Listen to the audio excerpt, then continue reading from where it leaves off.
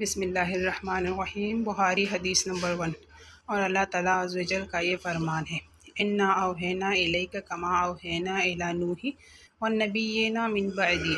ہم نے بلا شبہ اے محمد صلی اللہ علیہ وآلہ وسلم آپ کی طرف وحی کا نزول اسی طرح کیا جس طرح حضرت نوح علیہ السلام اور ان کے بعد آنے والے تمام نبیوں کی طرف کیا تھا۔ آپ صلی اللہ علیہ وسلم فرما رہے تھے کہ تمام اعمال کا دار و مدار نیت پر ہے، اور عمل کا نتیجہ ہر انسان کو اس کی نیت کے مطابق ہی ملے گا۔ پس جس کی ہجرت ترک وطن دولت دنیا حاصل کرنے کے لیے ہو یا کسی عورت سے شادی کرنے کے عرض سے، پس اس کی ہجرت ان چیزوں کے لیے ہوگی جن کے حاصل کرنے کی نیت سے اس نے ہجرت کی ہے۔ سے بہت سے خوبصورت حدیث سننے کے لیے میرے چینل کو سبسکرائب کیجیے گا۔